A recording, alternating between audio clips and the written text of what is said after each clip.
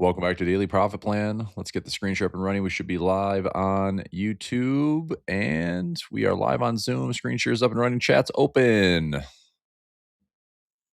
Happy Taco Day. This is Taco Day 2026, apparently. Yep. So markets are up in a pretty big way. 2-week ceasefire market got stoked about it yesterday, and we're seeing about a 2.5 to 2.6% move to the upside. Globally, it's one of the biggest single day rallies we've seen since April 2025. So there it is. This is why it's hard to be a bear. I think this is a good opportunity, especially with the VIX. Look at the VIX levels all the way down to 20. Huge gap to the downside. We will really see what this volatility regime looks like, because if we hit these lows at 20, I'm just going to throw it out there. It's possible that we see some lows around 20 and we go right back up to 25 or right back up to 30 again. I'm not saying that I want to fade this move, but price action is price action. So I could see this market using this as an opportunity to, get out of those trapped longs. I will use this as an opportunity to take advantage of the lower VIX, see if there's some follow through. Taco means Trump always chickens out. So this has been something that was coined since last year because of what happened during Liberation Day, post-Liberation Day. Basically, a self-inflicted wound was pivoted hard from Trump's narrative. Same thing here in Iran. And he's been doing it, since all of last year. It was, I'm going to tariff. No, I'm not. I'm going to do this. No, I'm not. We're going to do this. No, we're not. Right? So I think the markets have grown accustomed to it, which is why they just kind of hang back and wait. And so Monday was a very low volume day coming off the holiday weekend. Markets yesterday didn't really do a whole lot. I mean, I just made the adjustment. We had a trading day yesterday. It was pretty calm. I mean, we opened up right here with a slight gap lower. By the end of the day, we had actually closed positive. But for expected move wise, it was nicely efficient. So we had two nice winners yesterday on daily profit play. Today, we're looking at a pretty healthy gap to the upside. We're showing 2.69% on futures. If you look at the CFD for the S&P, it's up 2.57%. So, like I said, I mean, I want to be cautious of how much follow through there is. I think we still need to respect our levels. But this, to me, is an inefficient rally, and I could see this having some steam to it. But we have made lower highs here. We could run right up into resistance. We could clearly hit all-time highs. I just wouldn't be super excited about, the markets thinking we're going to 73, 7,400. Like, there's a lot of damage that's been taking place. There's infrastructure that's been damaged. I don't think we just go down to like $60 oil. Sure, a 1 day off is great. A sigh of relief for 1 or 2 weeks. The market loves it. I think this is an opportunity to de-risk, de-leverage, take profits, and be better positioned for potentially what could be another, retest of these lows, which would not be fun, nor would it be pleasant. But would anybody be surprised? Right? Would anybody be surprised? I wouldn't be surprised. And also, it's an opportunity that, I mean, 20 VIX, I don't really love getting long at 20, but if we came down to like 17 VIX or 15 VIX, I'd probably get long VIX again. 20 seems like you could get long and probably have this thing, head back up to 25 for a near-term gain. But I don't know. I don't want to spend lots of time like forcing trades on the VIX when it's like my entire portfolio is going to be benefiting a lot better from, today's movement and all the green. So we have April expirations. We're going to have some May expirations. If we got some profits, we can take off the table with probability of profit looking pretty good. And the VIX at 20, I'm going to use this as an opportunity to close out trades, pull in some cash. And, right now it's like we've got a decent little bump in performance for April. So far, so good. If we can maintain this, that's a good pace. See if I can get, back over six figures for the year and continue to plug away. Okay, what else do we have for comments here? Thomas, I saw your email. Deanna, can you send... I've got an email that I can share with you, Thomas. If you're cool with that, I'll try to get a webinar recording for you. So, Deanna, I'll send you a message in Slack. See if we have a replay link for Thomas. He's asking for waterfall income. Okay, good stuff.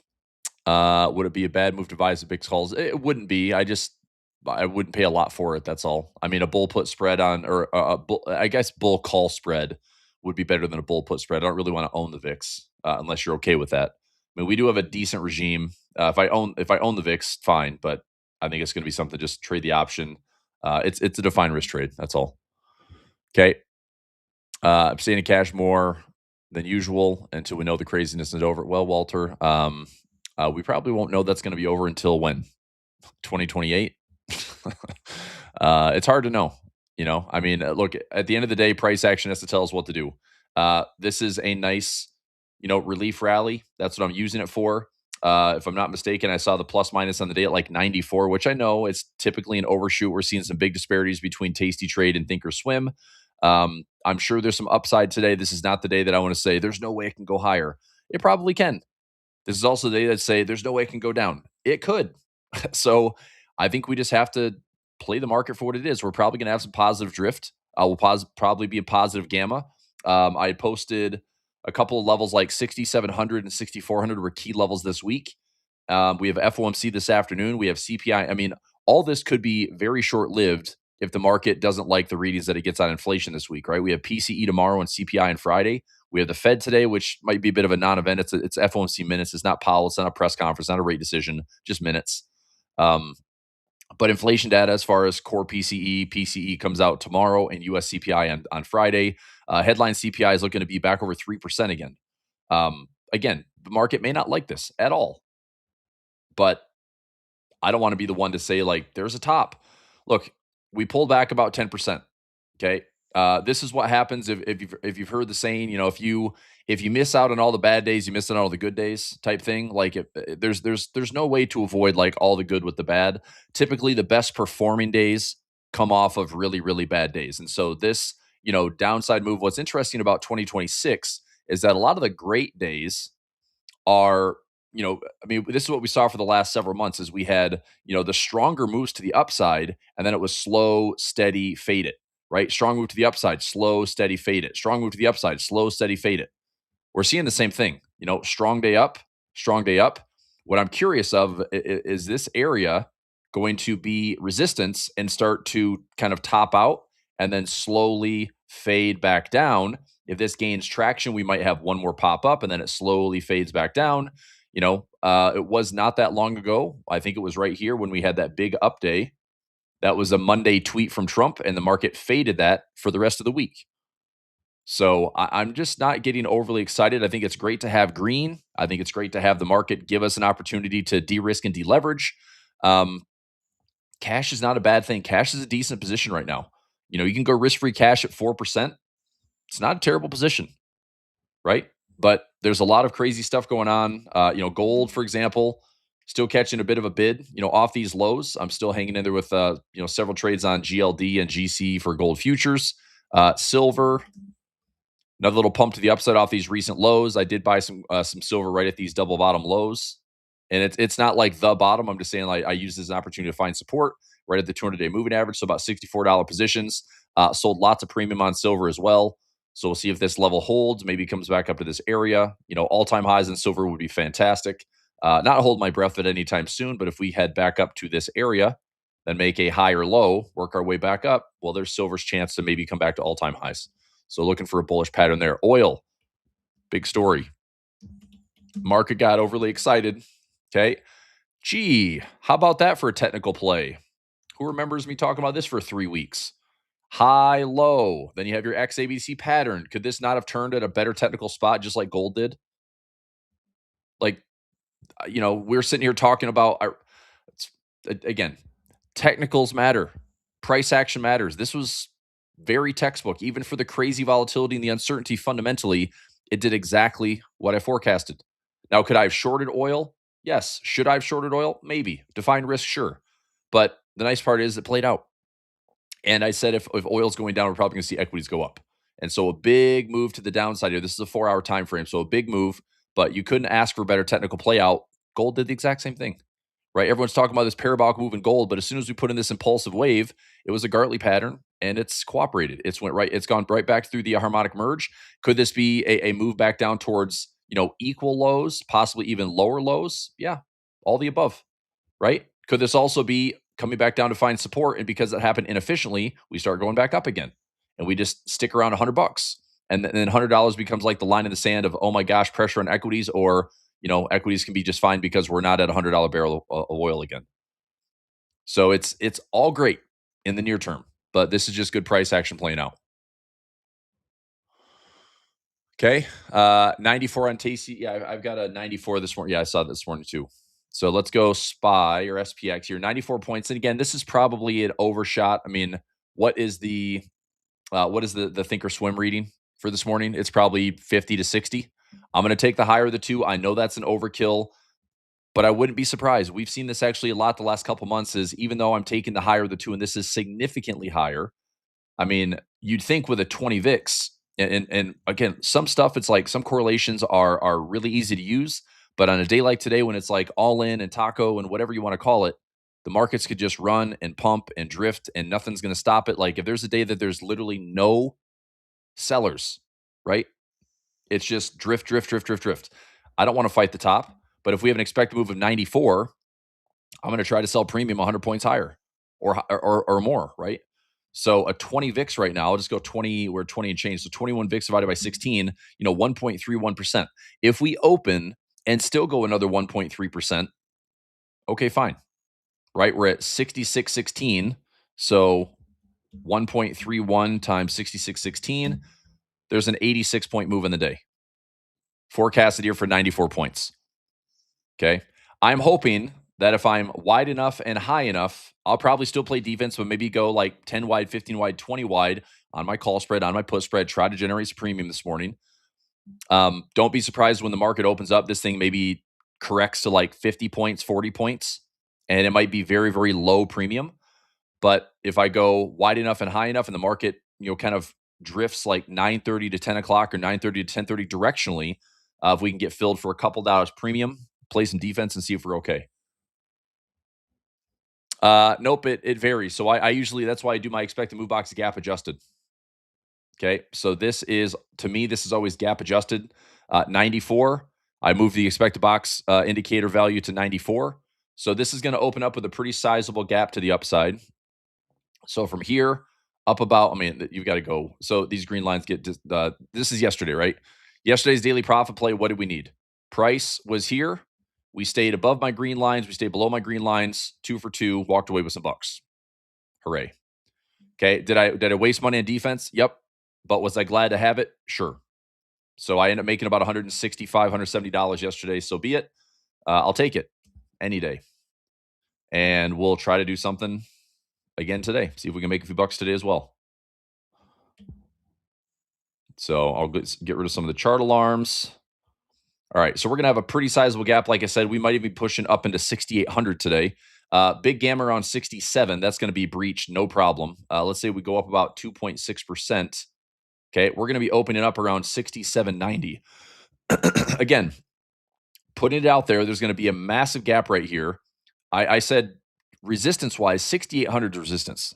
Okay, so gosh, I mean, to go up another 94 points on top of this, and because of the gap adjusted, like, call me crazy, but gap adjusted, if we're opening up around 6,800, this is going to be kind of my measure move. So we're going to look at like 90 points to the downside.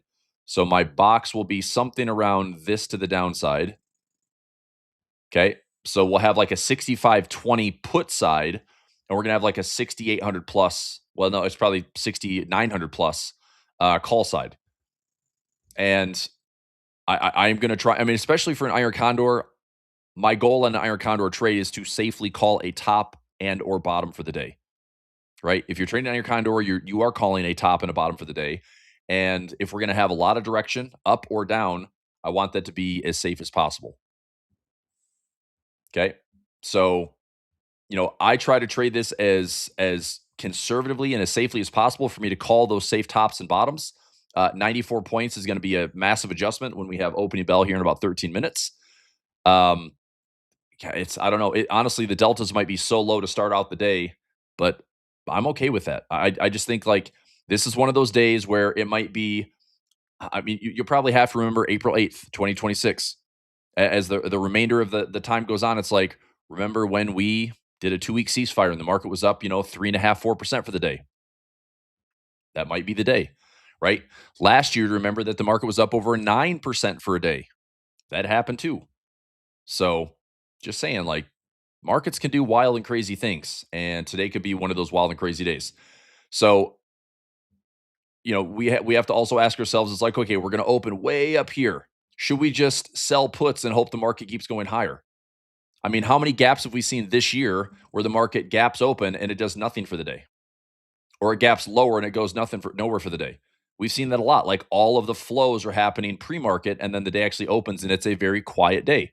Again, I keep saying this. This is the secret to a lot of our success with daily profit play is implied volatility is greater than actual volatility, or the expected move is greater than the actual move. So if I'm expecting 94 points and I trade that and I get some decent premium around that, I've got to be okay. I'm hoping that we're okay. But I still think I approach this like any other day. Try to stay out of the way, find my levels, sell some premium, and off we go. Right? Because from a technical side, okay, if there's some follow through here, and here, I mean, think about this ceasefire. Would the market just go up all night, come into to this morning's trading, and then completely reverse? That's going to look terrible, right? I mean, that would be a true tell that price action is much more favoring bears, and this is a deleveraging, de-risking type position. But if there's follow through to today's pump, and there's follow through over the next 1 week or more, then the market is loving this stuff and it's going to try to stick to this narrative a little bit longer. I think this is an opportunity to de-risk and deleverage. If we get back to all-time highs, great. If we don't, not surprised. If we turn at 6,800, that's resistance because it was support, right? Go back to this chart here. Okay, go back to this chart. Look at where this key structure was. We had literally months of consolidation right there. And when that key structure broke, guess what? We're right back to it. So if this support is going to act as resistance, well, that might be also what happens in the near term. And I think that's going to be a tell that the bears are paying attention to these levels. Okay. But if the bulls continue to run this higher and hotter, well, this is no longer as resistant as it once was. And now we're talking resistance at all-time highs. Do I want to continue to short this and fade this? Not really. If I'm shorting the market, I want to short it way up here. Right? But, this as high and this is recent low, I think the market might just play around in here for a while. Okay. The narratives are going to change. This stuff on the ceasefire. Okay. What happens in 2 weeks? I don't know. Is this all put behind us and we've solved it? I don't know. It's like, I just don't think there's any certainties. I think use this for what it is. It's an opportunity to see some green. It's an opportunity to repair some positions. It's an opportunity where I just think you've got profits on the table. Don't let it sit. If I mean, literally today, it's like I'm looking at almost a 6-figure day just on P&L, and that's giving me a nice little comeback trade. I'm going to de-risk and deleverage and raise some more capital. I've managed to increase my cash position by about 500K in the last couple of weeks. That's great, right? That makes me feel a lot more comfortable, confident where we're going, for bigger and better opportunities and staying safe, limiting some of the exposure. Okay. All right. Press conference 1 p.m. Eastern time. Yeah, I mean that's fine. I think the market kind of ran with it on. I don't know. I don't think. Look, I mean, I think at this point Trump got what he wanted. I don't think his narrative is going to shift back to like let's see the markets, move on bad news.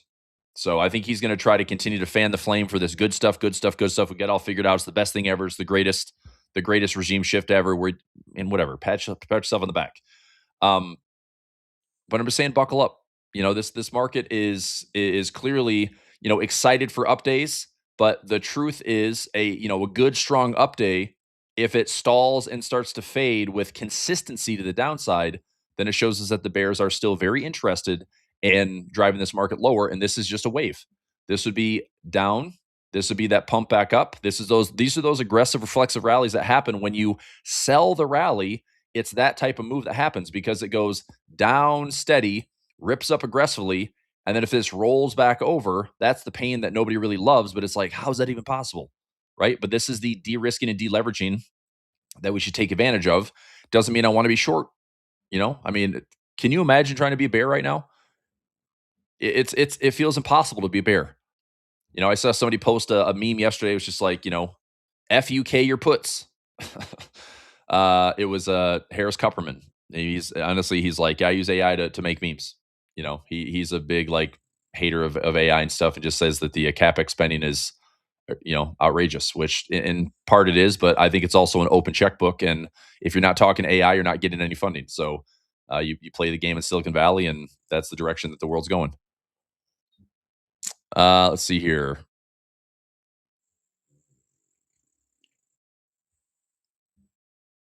Inflation still an issue. Yep, it all is. It all is.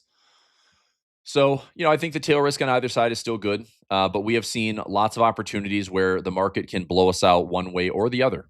I talked about this last week. I think when I was on Build a Trade with Nate and Kane, I'm like, I've been so surprised to see that a lot of the crazier days have been more so to the upside than they had the downside. We've seen like pretty contained, like, oh, the market's down 2% today. That's a big sell off. The market's down 3% today. That's a big sell off. But we've also seen the 2.5 to 3% up days, and that's and all of a sudden it like doesn't fit my math, where it's like the VIX was this and it went, half of 1% higher than the VIX calculation, which is insane, right? If the VIX is going down, we shouldn't see the markets breaching. We shouldn't see the markets breaching necessarily these volatility managed levels. But it is like the risk to the upside is just as wild as risk to the downside. So we just have to place a trade. So here's what I know what's going to happen this morning. My expected move is way higher on Tasty Trade than it likely is on Thinkorswim. That's going to seem way out of the money right now. Okay. I will probably have to look at a trade this morning. The deltas will be so low that it's going to seem like we'll never even get filled on a trade that we want. I'm still going to place my trade. I'm still going to pace my levels. I'm still going to look at defense. It's going to be all about pending orders. Okay. Because what I don't want to do is see opening bell change from a 94 plus or minus to like a 50 plus or minus, and then say that the 50 points is safe. I would say there's just as much risk to a big reversal today with FOMC, maybe FOMC minutes, not Powell or anything with a press conference, but there's just as much noise and risk with a reversal type move today, where we go up a ton, have this huge move to the upside, and then the market like limps in. Or we just have like this opening bell and more positive flow, positive gamma to the upside, and 50, 60, 70 points to the upside is reachable. I want to be trading this expected move at 90 plus points. Okay. Because already, by the way, I mean, a 2% move from the close yesterday, if we're at 2.5, 2.6, we're already up, right? We're already up like 160 some points. So this 94, the way that I look at it is this 94 is on top of the 160 points we've already moved overnight. Okay. So I'm not going to go crazy aggressive on deltas. I know it's tempting to say like, well, the market's up today, I should just go higher deltas on the puts, right? I'll do a 20 put delta, or I'll do a 20 delta put, and I'll get more premium. I don't know. I kind of want to just stay out of the way of all of it. Okay, because if we have a nasty reversal day because we're sitting around 6,800, I see this support. Past support becomes resistance. If the market fades today's move, it's going to tell us who's in control. If the market fades today's move, the market doesn't care about this taco stuff. This is a one-time Trump bump, and the market's going to be pricing in de-risking, deleveraging. If that doesn't happen today, then this 1 to 2 week ceasefire has some legs to it. Is that enough to get us back to all-time highs? Sure, maybe. Don't fight it. But day after day, we have to just continue to put on our process and trade. Okay? All right, so all-time highs here at 7,001. We've got the NVIDIA sell-off candle. That's still, I'm still mindful of that. 64 to 6,500 gamma. Those are big levels. Let me find our strikes. Look at this thing. Okay, we're going to be gapping higher by about 2.6%, now 2.7%. So we're already gapping up. This is nuts, man. We're already gapping up into all of these gamma levels here. Okay, so it's tempting to say we should just short this, right? But what I'm going to do is use this gap adjustment, go to my plus, 90, 95, 100 points, see if there's any premium up there, and try to collect some premium. On the put side, we've had a decent amount of skew in the market where the put premium is higher. It's going to be low delta today. I feel like we're going to be trading like a 3 delta, 2 delta on the put side. And, I'll probably go 15 wide or 20 wide and just stay as far out of the way as I can. If you wanted to do something more mechanical, like when the market opens, look at your deltas, go 10 delta, try to trade your, 5 or 10 wide maximum and just kind of keep it very systematic on daily profit play. I'm going to go a little bit wider, a little bit farther out of the money and just play it pretty safe. I think this market is opening up with a lot of, risk either direction. And I wouldn't be surprised to see, either the market does absolutely nothing today because we already had all the movement, with this opening bell gap, or it opens up, it has, some quick direction, and it's just waiting for the Fed, and it's going to use it as a catalyst to do something else. So, like I said, our job is, we're trading on a daily profit play type strategy. We're essentially calling tops and bottoms every single day. So I want it to be as safe as possible. Okay, as safe as possible. Let's see here. Iran is still bombing Israel. Yep. Bellwether stock index you refer to looking for direction. Um, Not really. You can follow futures. Futures kind of leads the way. If you ask me, follow futures, follow SPX 500 because that's a 24-hour CFD. So if you want like good structure, if futures are up and SPX CFD is up, that's a good sense of market direction as we come into the day. Obviously with my zero DT flows, this has changed the game the last couple of years. Watching to see where like big levels are sitting. So we'll get a pre-market read. Let me go my live GEX levels here. So we should finally see a lot of positive gamma. So today coming into April 8th, it's all positive. There's a huge gap to the upside. So all this gamma here, this is pretty wild and crazy. Could this be contained at all around like 6,800? Well, we're kind of opening up there anyway. So we'll see. If we just keep grinding higher, it's like 6,800 can become 6,825, 6,850. There's not really much more to those levels. It's also difficult to see it. This is what I'm saying on the VIX.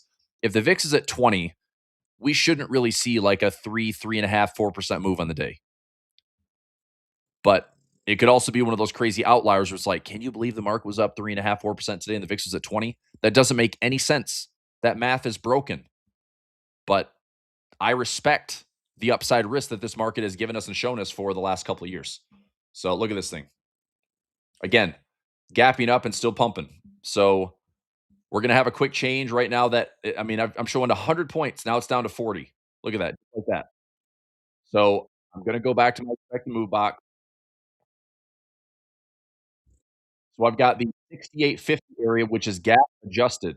Okay. Getting profits on some of my pinch point trades. HEI just filled for $6. That's a pinch point winner.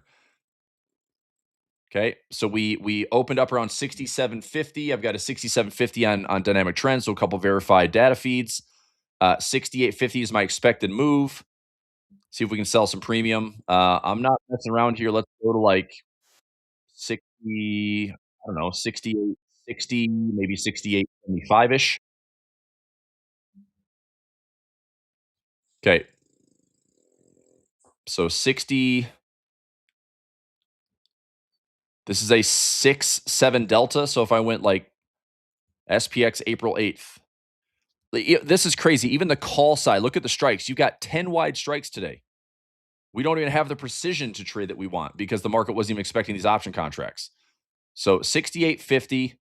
I'm going to go like the 70 by 80, 75 by 90. God, those credits are terrible, by the way.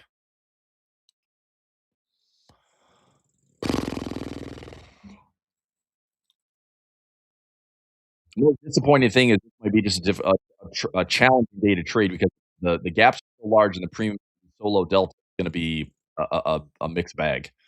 Let me go back down to my expected move bottom, which look at how wide this thing is, man. This 94, and again, it's adjusted to like 40 points right now. But can I do like I don't know, I'm just going to try to get the 70, 80. I'll try this. That risk would be, let me try to get like $2.50 out of that. That's still a lot of risk. That's pretty low delta. Doesn't really give me a lot of defense to work with. I'm going to cancel that for a second. Let's look at puts first. Expect to move boxes all the way down 65.22. Ugh. It's so far down here. 65.20.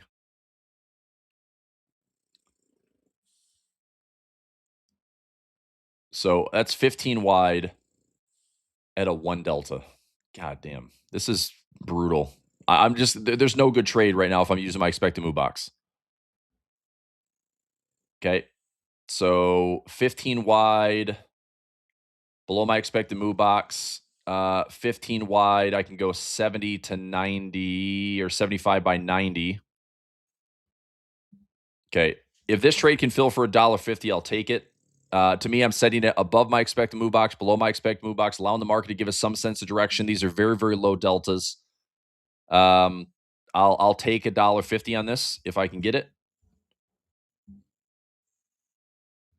So pending order,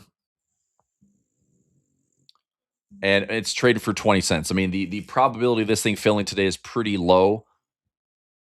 We have FOMC minutes this afternoon at 1 p.m. or 2. I think it's 2 p.m. Eastern time. It should be 2 p.m. Eastern time. So 2 p.m. Eastern time, FOMC minutes. All low impact stuff today. Somebody's mentioned in the chat that Trump is on the calendar for 1 p.m. Okay, fine. I'm sure he's just going to pat himself on the back for what has happened overnight.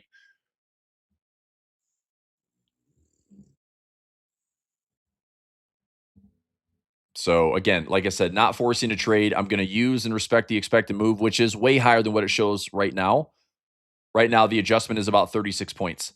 I'm going to keep it at 90 plus points away. So I'm going way up here towards the 75 by 90. That's going to be my bear call spread. And my bull put spread is in the expected move box. I could probably tighten this up a little bit. Gap fill at 6,600. I mean, let me try 66. Let me try this. Again, premium's probably still not going to be good and take worthy. So if I went 75 by 90, 75 by 90, and then I go below the 66 handle, which is a gap fill, we'd have to have a massive, massive reversal to fill this gap. But if I went 6,600, slightly higher premium, that's going to be a 3 delta, though. It's still just ridiculous. So even there, I mean, it's still 30. It's like I'm not taking the trade. It's offering 30 cents. I want like $1.50. There's no way I'm going to take this trade. So I'm just going to keep this trade in and play it really, really, really safe and see if this thing gets up over $1. I'll take it safely over $1. I'm putting it in for a pending order to $1.50. Okay. All right. I'll post this for Telegram. And again, this might be a day the trade doesn't fill, and it might be best to direct my attention elsewhere, which is waterfall income for all of our stacked trades. We're probably going to show a lot of profit on these. VIX is low. Time is on our side. Our out of the money percentages have just increased a ton with this huge gap to the upside. So it might be a good time to de-risk and de-leverage some of those higher 6,000 plus positions. How many of you are in waterfall income with me? We have some trades at like the 6,400 handle, 6,300 handle, 6,200 handle. If those are showing some profit today, even if it's like 50% or more, it might be worth it to take that trade, take the winner, take the risk off the table, keep your strike prices as low as possible, because that's going to be the highest out of the money percentage for us. And those are like our May, June, July expirations. Yeah. So I think that's a good rule of thumb for today is it's like portfolio management day, right? This is a gift for the markets to stop the bleeding, de-risk, de-leverage, take some profits off the table, raise some cash and be better positioned for, look, if we do have another leg lower, you don't want to be on the hook for that. And here's a good way to tell. If that 10% drawdown that we just saw in the S&P, if your performance was worse than that, right? If your exposure, if your 10% drawdown was down 10%, if your 10% drawdown of the markets were down 15, 20%, that's too levered, too high risk, too correlated. I would want to reduce that as much as possible, right? So, 10% drawdown in the S&P was down about 1.5 to 2% for me. I still want to de-risk and de-leverage. So that way, if we do make a fresh low, I'm not on the hook for, more pain and more points against me. Okay. All right. So markets, again, like kind of a little nudge to the upside, is just kind of stalling here. I'm not going to get into the way of this. I'm going to keep this pretty safe. Keep an eye on this $1.50. I'll put this in daily profit play right now. So pending order. This is extremely conservative, but respecting. I'm just typing this in chat for members. Respecting the plus minus 94 points on Tasty Trade this morning with the expected move box. So SPX, 4.8 expiration, 68.75, 68.90, 65.15, and 6,500. $1.50 credit. And I'd accept, $1 to $1.25 to $1.50 credit on this trade.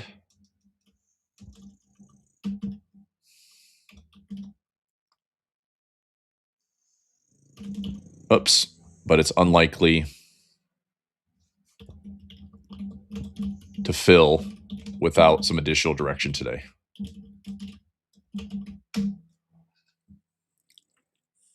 Okay. I'm not doing it, Garrett. I mean, all that's asking for is, look, there's a reason that SPX showed 94 points pre-market. In my opinion, there's a reason. You have to remember, man, we're calling tops and bottoms every day. So I can make the adjustment, say, here's the deal. Let's do a 10 delta. Okay, here's a 10 wide 10 delta on the call side, and here's a 10 wide 10 delta on the put side. Okay.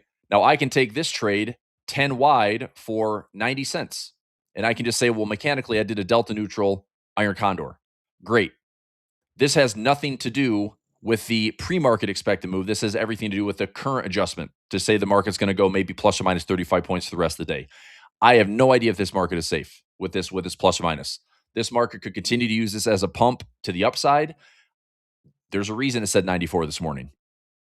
Okay. The market was up yesterday and it still came into pre-market at 94 points. So I'm not going to make an adjustment and say like, well, I'll just, reduce it to an expected move box of 40 points. That 40 points has nothing to do with the pre-market. That is a change to this is what it shows me this morning. That's great if it works. But the safest way for me to trade the top and the bottom is to use all the context that I have before the market opens. Pre-market, what's the VIX at? Where are my extremes at? Where's my high and low? And just stay out of the way. If the day doesn't fill, I don't care. I'm annoyed that we don't have a better trade. It's obviously bothersome to be like, oh my gosh, 94 points and it adjusts to 40 at the open. I'm not gonna jump into the mess. Like this is a mosh pit. So if you jump in the middle, it's like I don't want to get pushed around here to plus minus 30. If you think that's a good trade, then do a freaking iron butterfly and trade a 40, 50 wide iron butterfly and see if it stays in the range. Right? Markets have barely moved. So if I did an iron fly this morning, let's see what a 70, let's go 50 wide. There's 50 wide right there. Let's go 60 wide.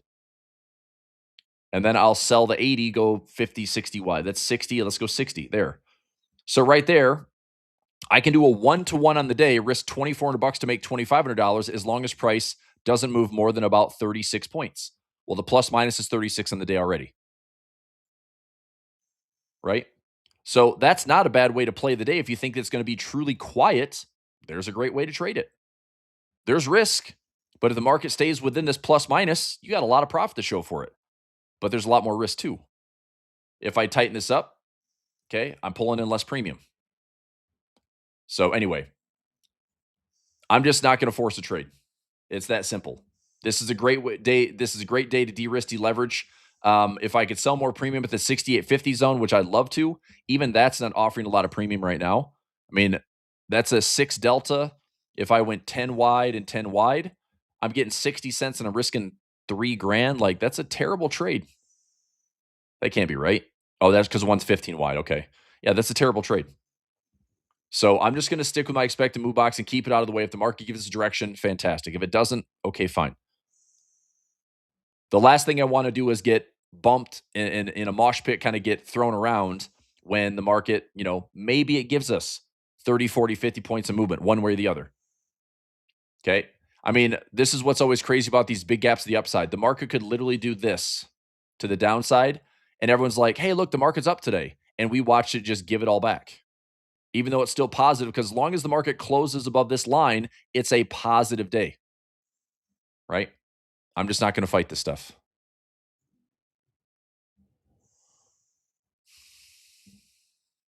I'm not going to do any protective flies unless I get filled on a daily profit play, Dave.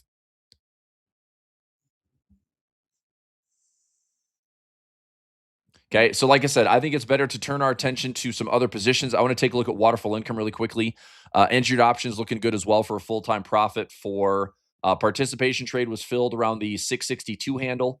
Right now, we're trading around 677. So, I mean, out of the money percentage looks pretty good going into next week. That's getting us through PCE and CPI this week. And then our expiration would be on Monday. Again, the big tell for this week is that if this big gap to the upside gets faded, then be on the lookout for technicals obeying, which is past support becomes resistance. The market bumps right up into it. And guess what? It might start fading.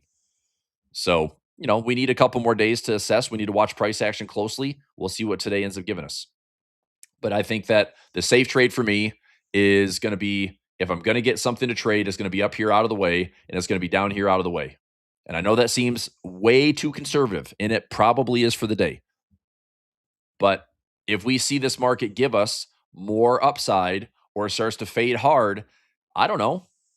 Just keep me out of the way, because anything inside this plus or minus 40, I think is just, I mean, the market just moved 180 points. Plus 30, plus 40 by the end of the day. It's like, that's it. So, anyway, just trying to play it safe.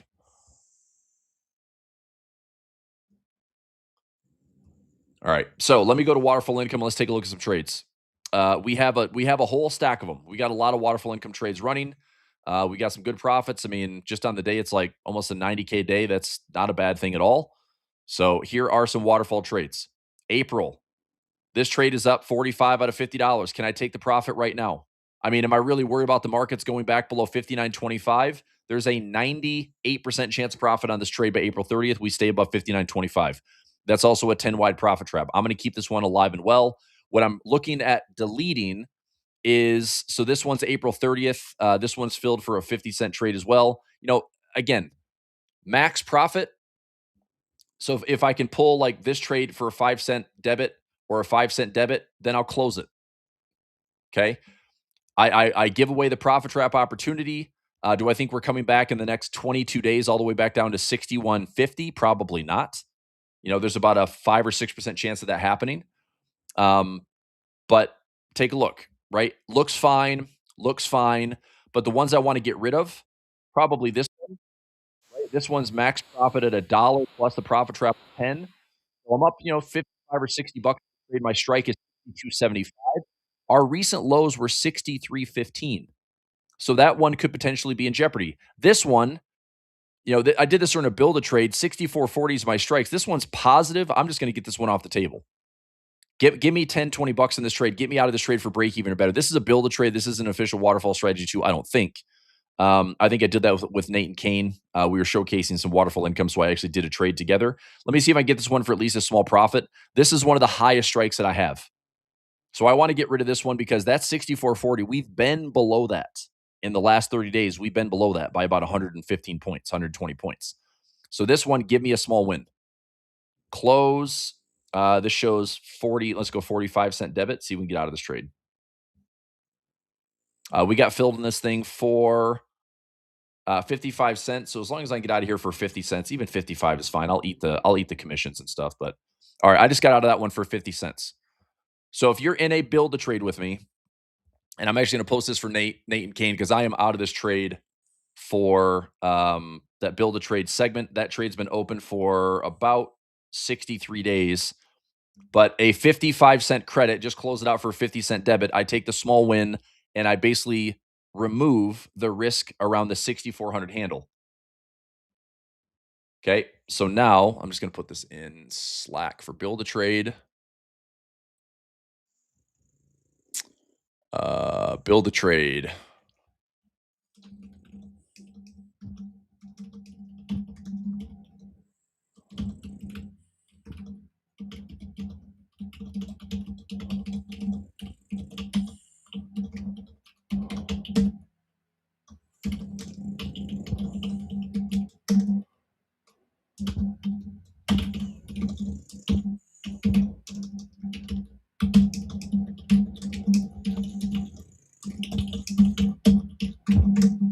That was a 5:15 a.m. expiration, 6490,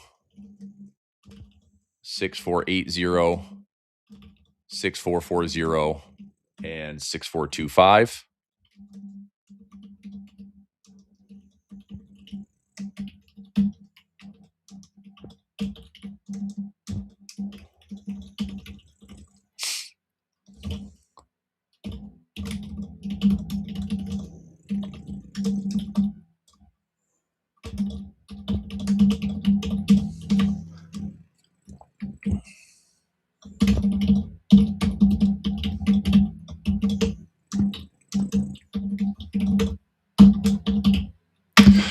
Okay, so there's that. Taking that off the table. Let me go to these other strikes.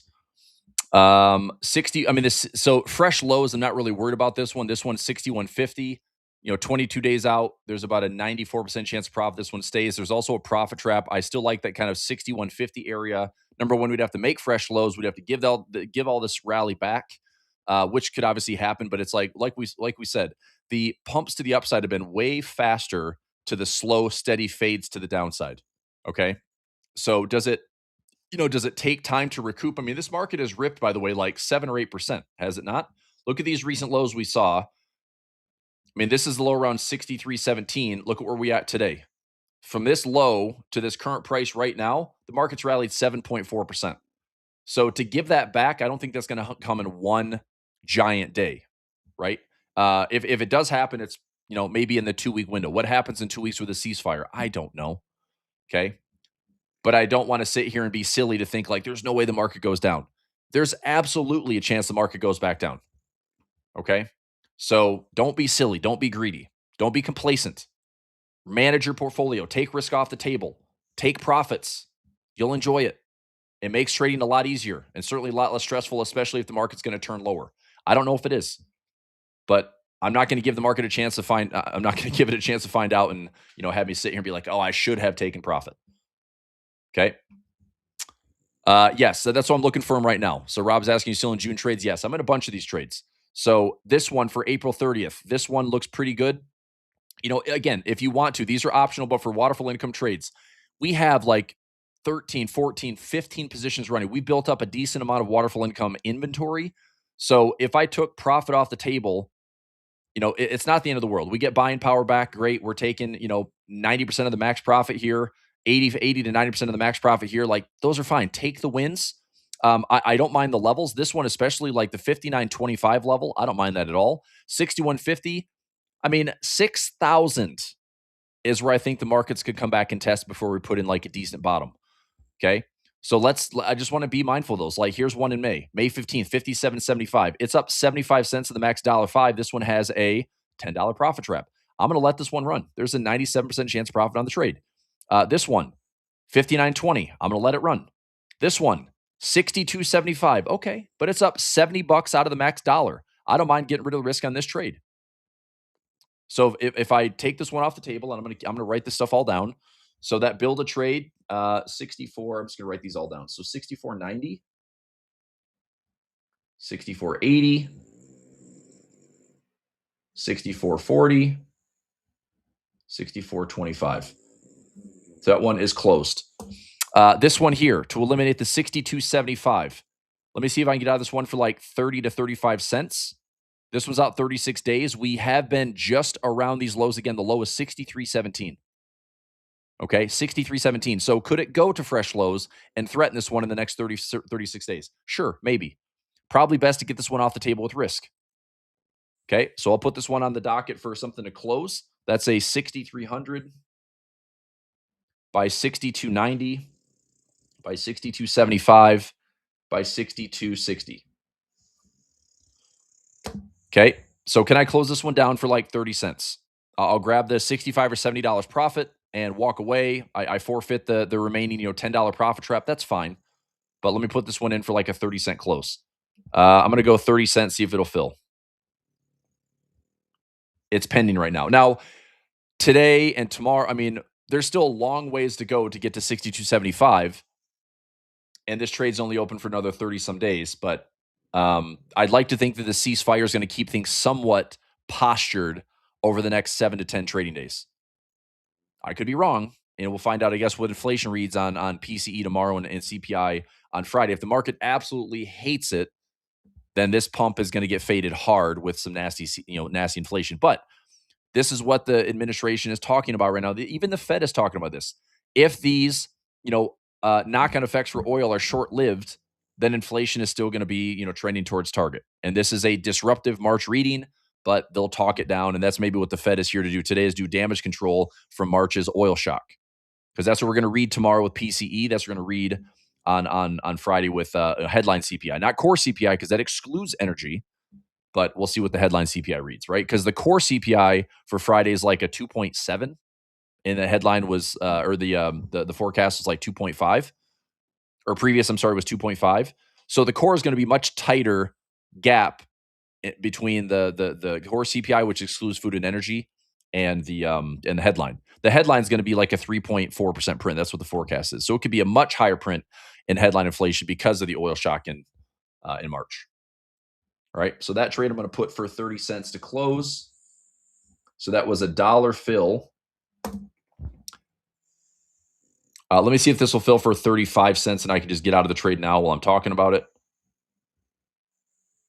Not filling at 35. I'll just leave it at 30 then. I'll leave it at 30. It is at fresh lows, but I'm going to put that one in there to close some profit up. So that's the 62.75 right here.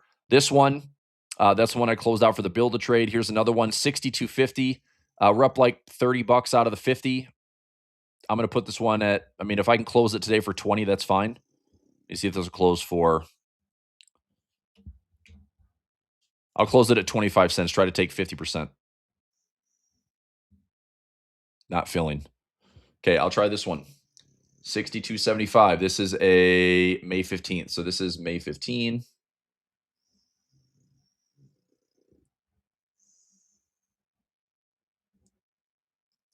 Okay, and then a May 15 weekly expiration. 62.75. 62.60, 62.50, and 62.30. That was an entry at 50 cents, trying to close it at 25. And that risk is 62.50. I don't want to see price in the next 37 days make fresh lows. That would be, risky. And so what I'm trying to do is, I think that technically 61.50 is a strong level to bounce off of. I think 6,000 is a very strong level to bounce off of. I'm trying to eliminate as much risk as I can in that 64, 63, 6,200 space. So if I can keep my risk and my strikes with profit traps and waterfall income above 61, I'm sorry, if I can eliminate the risk above 61.50, I'll keep anything, under 61.50. I'll keep anything under 6,000. I think those levels are very, very safe for a bounce if we're even going to see those levels tested. Okay. All right, so that one is pending. This one, 60.25 out to May. I've got a max profit here of about $1.60. I'm up $100 in this one. Let's see if this will close out for. This is 2 contracts. I like the strikes there. I think this one's pretty solid. I'll take the profit though. What's it trading for right now? 15 cents. Let me see. So I pulled in 80 cents. Give me a 20-cent debit on this one.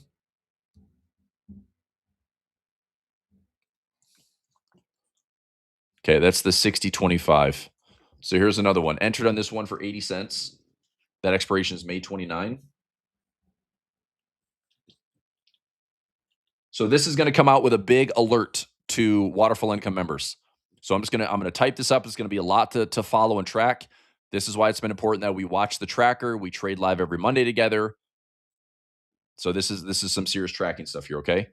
60-40, 60-30, 60-40, 60-30, 60-25, and 60-10. I'm showing a fill of about 80 cents. Trying to close it out for 20. Pending. Hasn't filled yet. Pending. This one, 61.25. $150 max profit. I'm up 100. I don't mind taking it. Let me see if this will close us out. Current price. So this should be maybe closing out for 20 cents. I'll take 20 cents. So if I close out for a 25-cent debit, that would give me Let's see, you're 50. I mean, that'd be $100. I'll take the $100 if I can get it. So let me see if I can close this one down for 25 cents debit.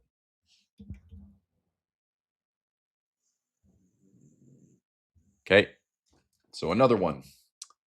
This is a May 29th again, 529, 6150, 6140, 6125, and 6110.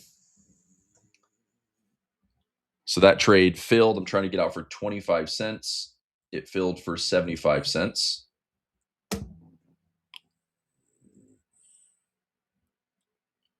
Okay. Next up in June, I still have the June expirations, like I said. I do think that 6,000 level holds.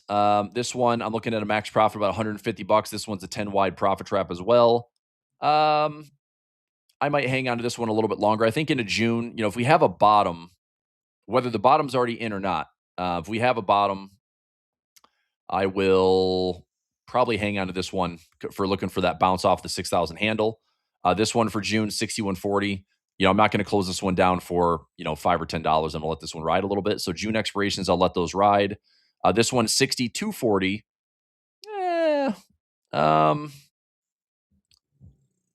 This one a little bit high. Let me get this one off the table. I'm going to take this one off. That's just because it's a higher strike.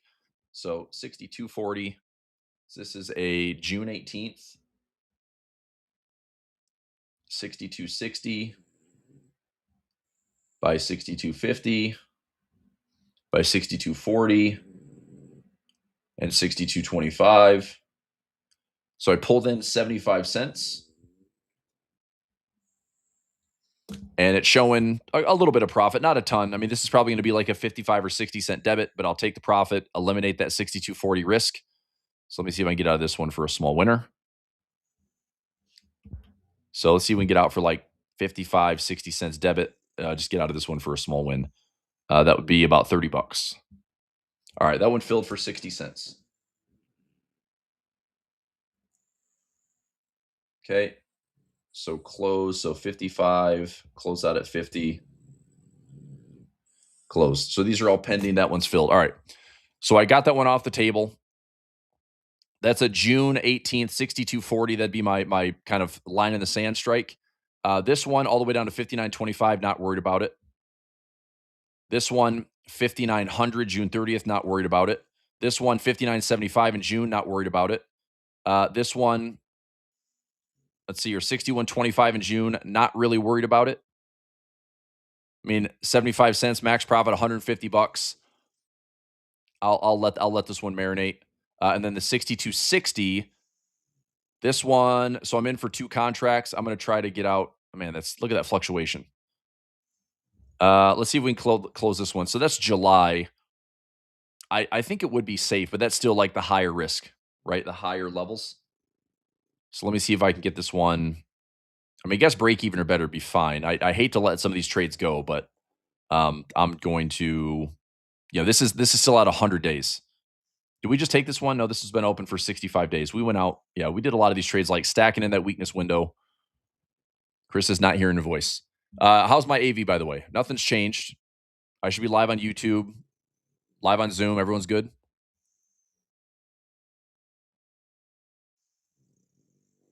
Okay. That comment's from YouTube. Also seeing a comment here. Hey, I'm a forex trader. Want to learn how to trade options? Great question. Let me get to that in a second. I'll share some links. I've got One Trade Mastery. I've got practical options. Got some foundation stuff. So if you want to send me an email, so that's for CC. Yeah. So that question that asked me about learning options, send me an email. chrispulverpub@gmail.com. chrispulverpub@gmail.com. I will share some links. One Trade Mastery is a free 70-minute session. Practical Options is $27 to get your beak wet and maybe dive into just the I'm not going to say the basics. It's like, look, if I can teach you how to trade direction, bullish or bearish, you can start trading options. Right? It's just getting you to understand, like, this is what we're trying to apply when it comes to trading options. Do I want to be directional? Do I want to be non-directional? I think that One Trade Mastery and the practical option stuff could be, very cost-effective ways to start building a foundation. Okay. And then, of course, join me, daily here. It's like we'll trade options and stuff every single day. All right. By the way, what a boring market, right? Markets moved pretty much nowhere. I'm watching this thing, live price 67.72. We've moved about, maybe 15 to 20 points since the open. That was off of like the first 5 minute candle. It's pretty much stuck inside that first candle for the day so far. So there could be an opening range breakout. Just keep an eye on that. See if markets break above 67.95. See if they break below 67.55. Maybe looking for an opening range breakout if you're looking to scalp or anything like that. All right, this trade here, let me try to get out of this one for a small winner. So 75 cents pulled in. As long as I can pull in less credit, there's a 60-cent debit. Let's try 60 cents here.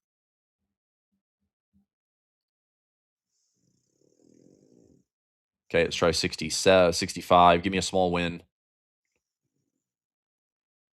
You fudge muffin. I'll try just to break even then. So 75 cents in, 70 cents exit. Just got out for 70 cents. That one's out, eliminating that risk. All right.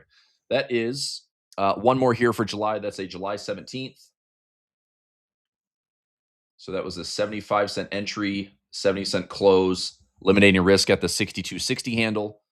That was 62.90 and 62.75. That was a 15 wide profit trap, 62.60 and 62.40.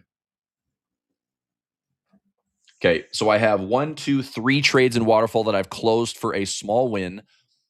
I'm going to keep the other ones running because they're either June expirations where I think the market can bottom around that 6150, 6,000 handle and get back up to those levels. We also have those profit traps as they come near to expiration. That's going to look a lot better for us and maybe land a profit trap or two, which would be fantastic. And then the rest is time is our friend. Okay. So I don't think that's a bad thing.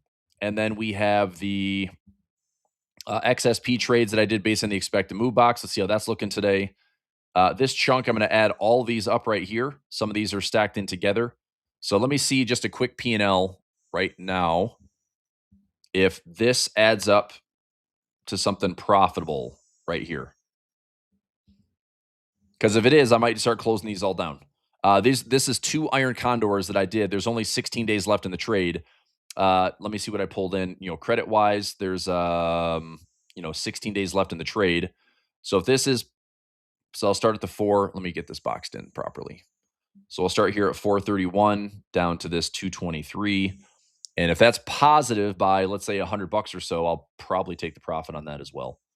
That was one. So if you remember, this was maybe a month ago. So it says the trade's been open for 29 days. When I first built my expected move box, and I was showcasing that in these sessions, daily profit play. We use it every single day for the daily profit play. I also said you can, the 18-minute best practices video that I put out. If you buy the indicator from me for $20, I give you a 18-minute video of how I use it. This is what we did. We went out 45 days, did kind of a tasty 101 iron condor, and collected some premium on XSP, collected some premium on SPX. I'm gonna look at both these trades right now.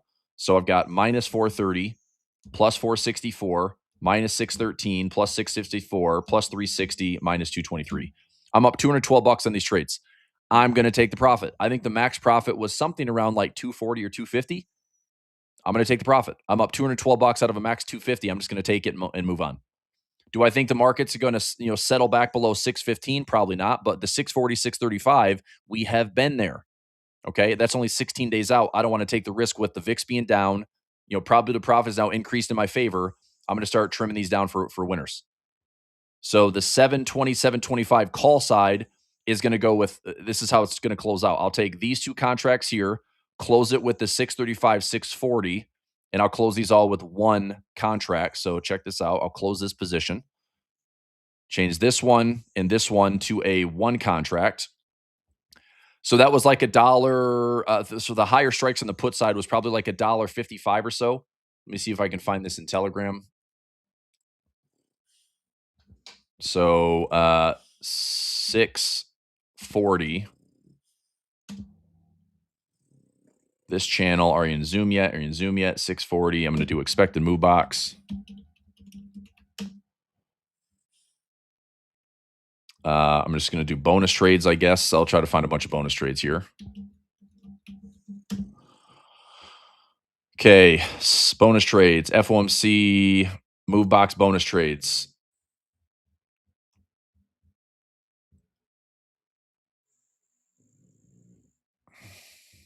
All right. NVIDIA. Trying to find all these bonus trades. What was that one? Okay. Trade summary, daily profit play. I'll find it. There we go. There we go. So I'm going to close out this trade here. So pulled in 695. This is probably showing like $300 to $400 profit already. So I'm going to look to close this one down. So that is SPX. April 24th is not that far away. So SPX 424, 7175 by 7200 and 6175 by 6150 for 695 credit. So I'll close that one down. And then the two that I just talked about in XSP right here, one pulled in for $1.15 and the other one, so $1.15, and the other one I should have added in. It should be like the next day or two.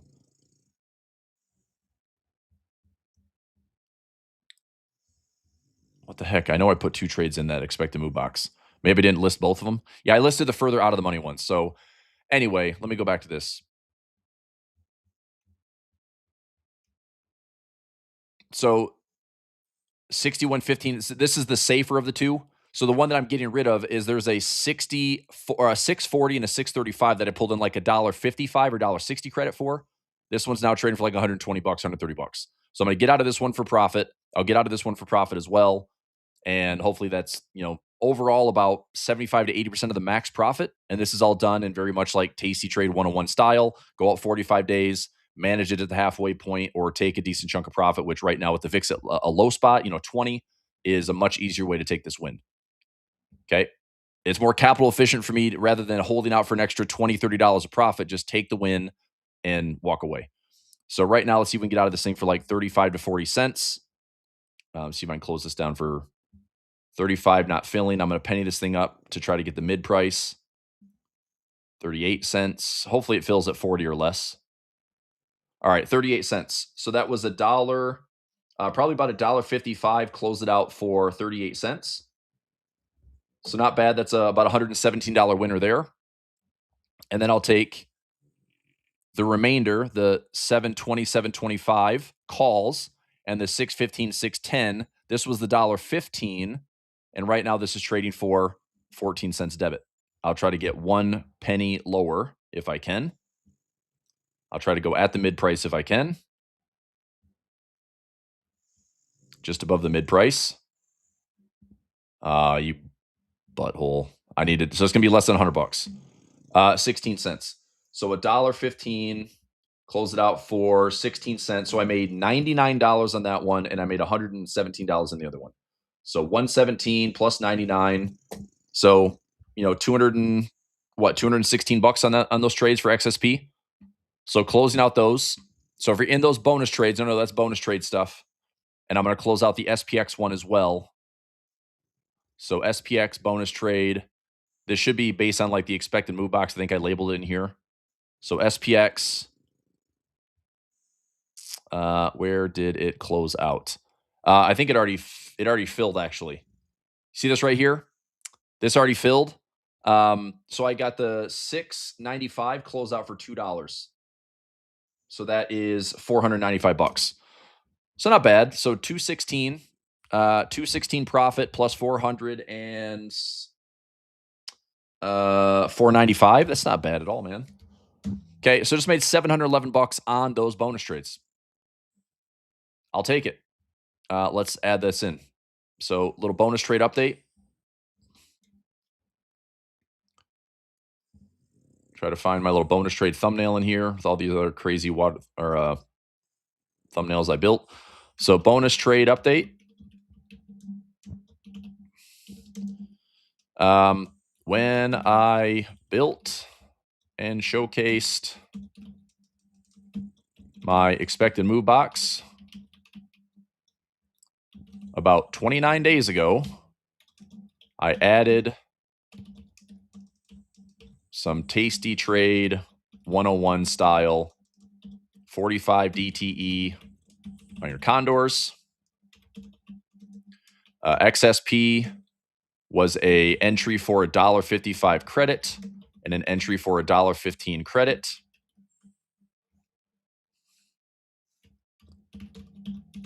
The $1.55 closed for 38 cents, closed for 16 cents. And XSP or SPX entry for $6.95 and closed for $2 debit.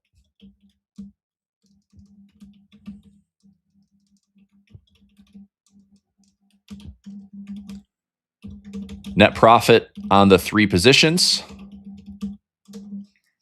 So we have $4.95 plus 117 plus 99, $711.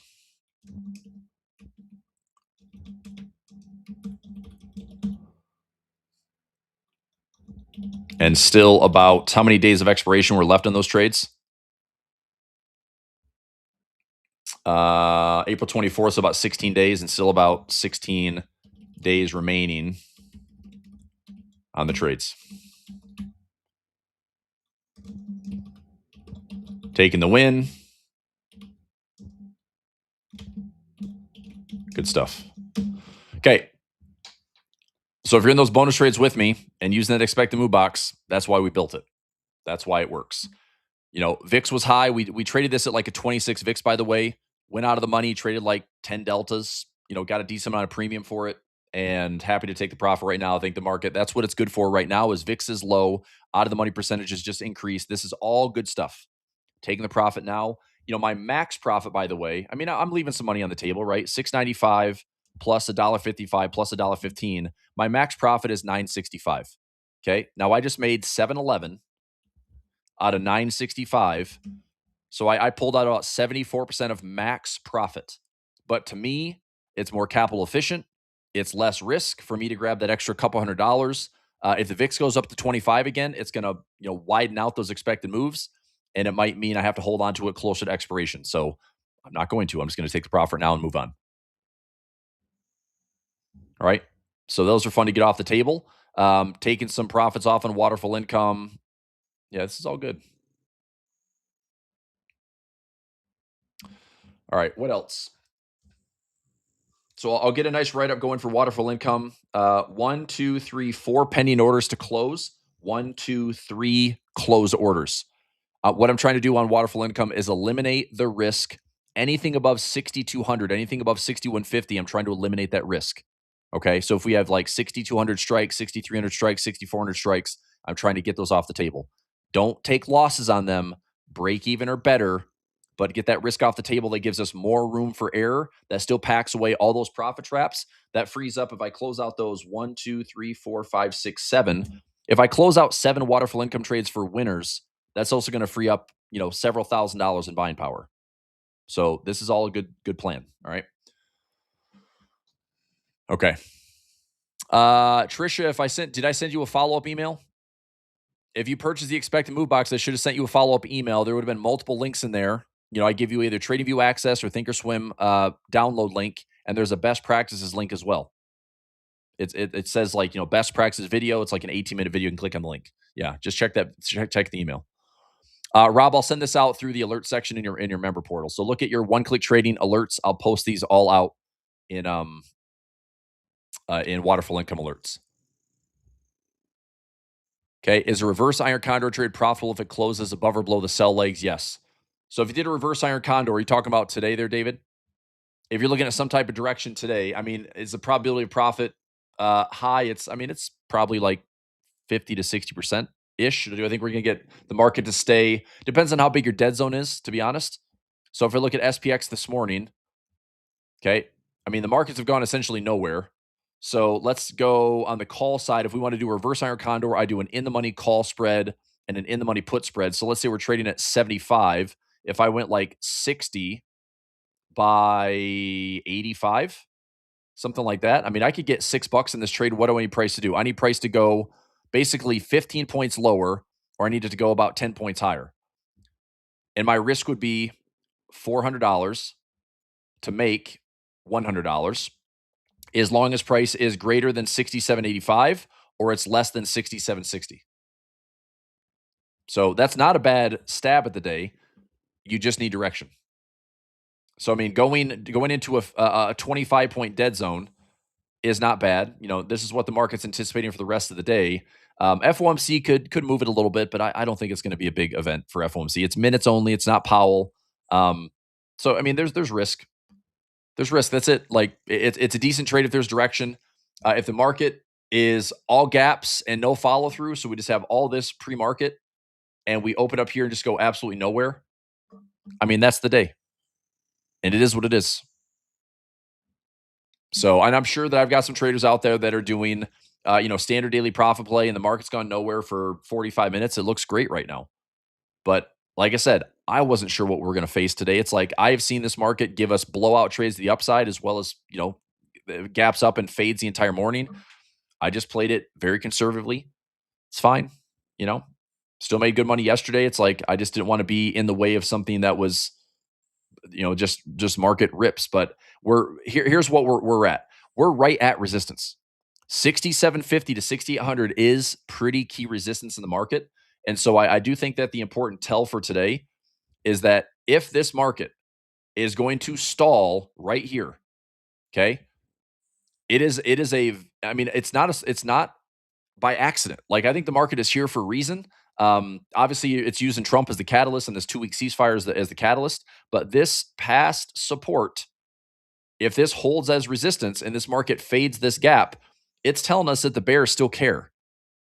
So, I mean, if the market can get excited about something like, hey, inflation's not as bad as we thought, or it's transitory or whatever, then sure, maybe we can get greater than 6,800 and the market looks a little bit more postured to the upside to revisit highs again.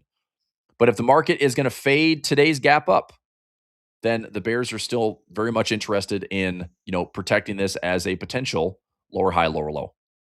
That's why I'm saying that like 6150, 6,000 area, to me, I want to see as a strong bounce candidate. Okay. So, I mean, on that note, here's what I'll say. And I'm going to just do a little bit of anticipation here. But if we can measure out, let's take a box tool. Let's measure our high to low. Okay. Let's say that today, this is the top. So this market that's about to make a lower high to lower low, let's say that this is the top. Okay. That's a symmetry move down to about 6,100, 6,112.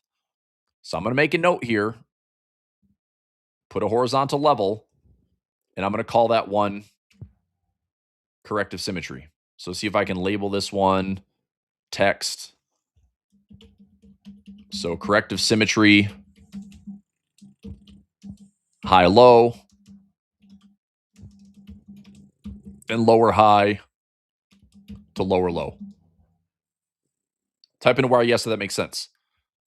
So if this market is going to use this as a recent high, and this would be, we'll know this by the end of the week. If the market is fading this, this could be a high low, reflexive rally up, lower high, lower low to symmetry. Okay. Now, symmetry on the downside for that third leg could also get a bit messier, and we'll probably hit the 6,000 handle before the market's going to bounce again. And we'll have a whole new level of taco trading from there, because if Trump does all this stuff and pats himself in the back and the market still goes down to fresh lows, nobody's going to like it. Okay. This is why I keep saying I'm going to use this as an opportunity when the VIX is as low as it's been for weeks to de-risk, de-leverage, raise some more cash, take some profits, and just be better prepared for whatever the market throws at us. Look, it's easy money. If the market is up, it's easy money. If the market is down, I want it to hurt as little as possible. Does that make sense?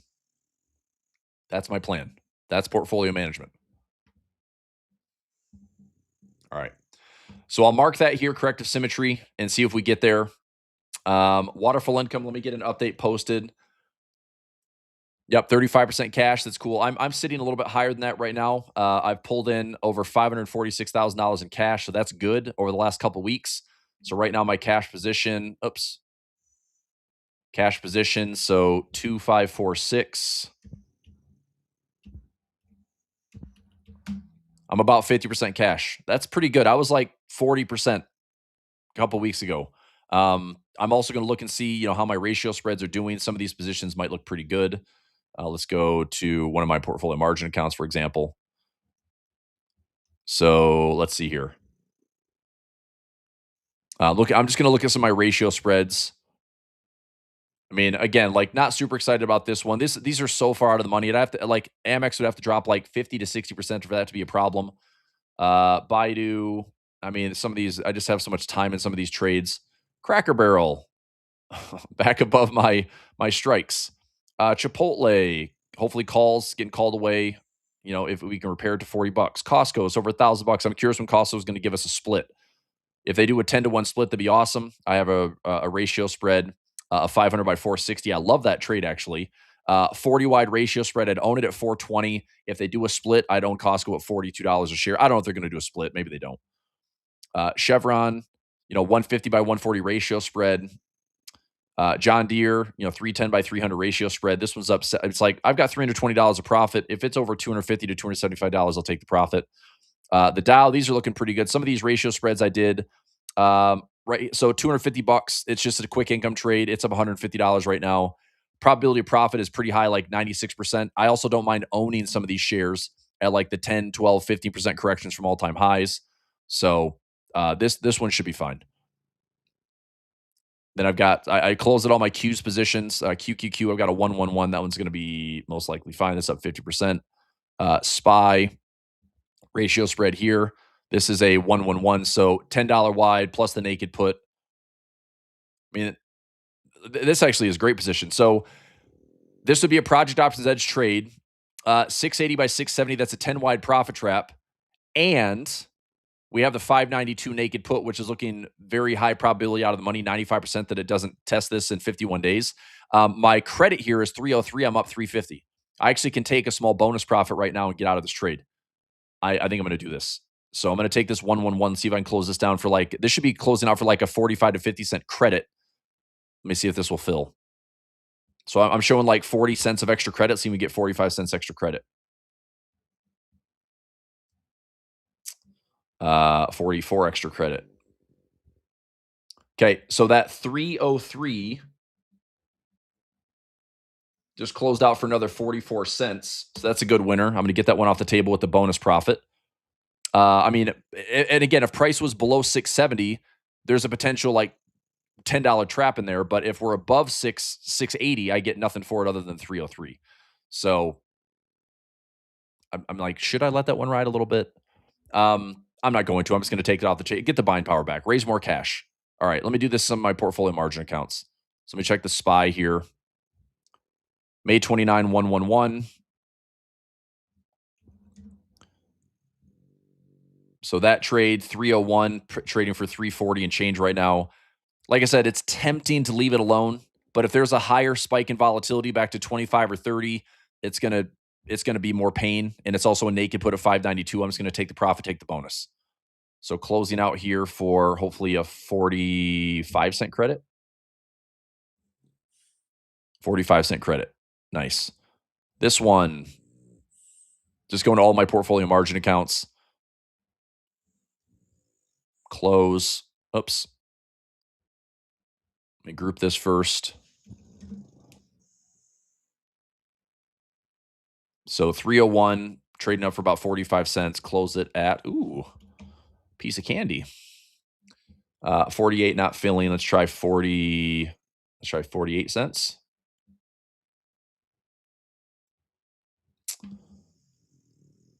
$47. All right, I guess I'll take 45. Okay, at 45 closing. Okay, this one, SPY-wise, I don't think I have anything. That's January. That is a hedge. That's a 111. That's defined risk. That one's good. Okay, this one should be good. 1, 2, 3. There's my group position 111. So 301 up 350. Take the profit. Give me that 46 cents. And they really just want to give me that 45, don't they?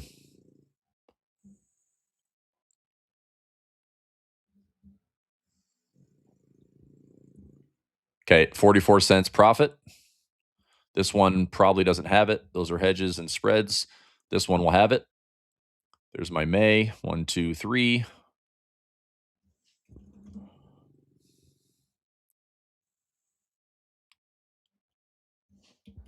Give me 46.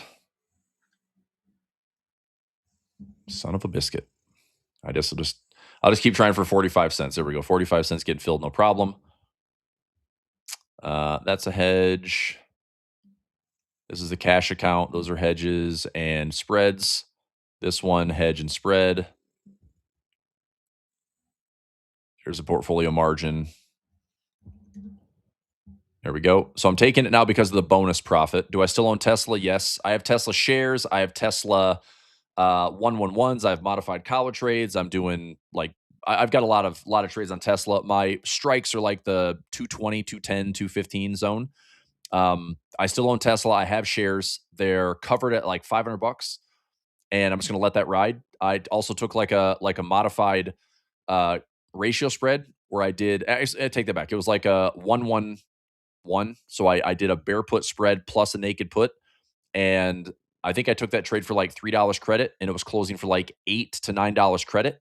So my max profit would have been about $1,300, and I made $1,100 on it. So yes, I have a lot of Tesla. That's my answer. I still like Tesla. I think it's still like an energy company. I think it's a tech company. It's not just an automaker.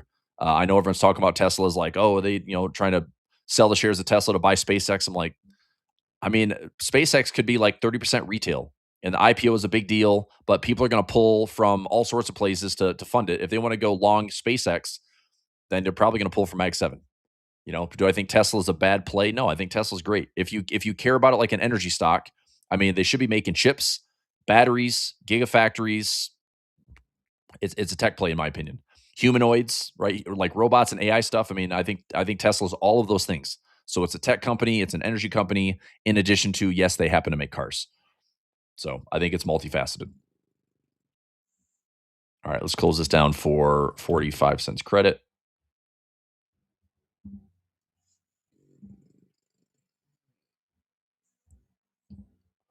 44 cents credit.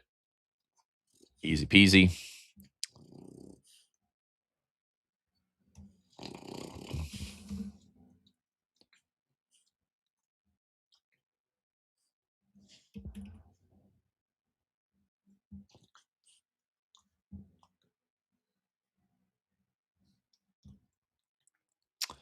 Come on, don't be stingy, Tasty. Give me some bonus credit. Okay. This also is going to help me raise some more capital as well, since I'm taking some of these naked puts off the table. Nice to do that with a little bonus profit. Grab an extra $50 for everybody. So hopefully 44 cents.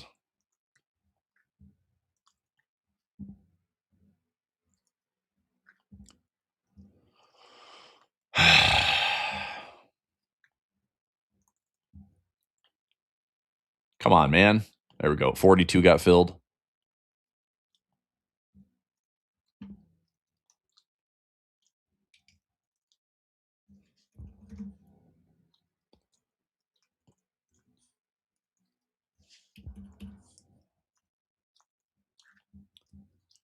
Just got to finesse it a little bit. 42 cents. 42 cents got filled.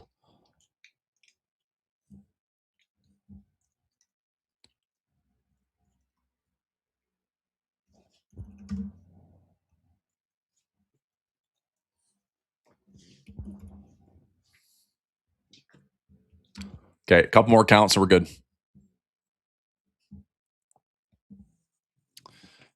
These are hedges, 111s. That should be fine. Ratio spreads, those are looking pretty good. So this is a newer client account. See, I've got a hedge in here. Got a 111 that's good for $250. Got a ratio spread good for $500. Got another one good for $400. Got another one good for $200. Got another one good for $1,000. This one, yeah, just need some time in those. And then this one should have that. This one might have a May, but this is one of my recent client accounts as well. April 30th. Oh yeah, those are the waterfall strategies. I'm going to let those run. The April ones I'm not really worried about. Those are closer to expiration. Let's take most of that profit. May 29th. There we go. Let me get that May 29th. This is the one. Yep, that's a waterfall trade.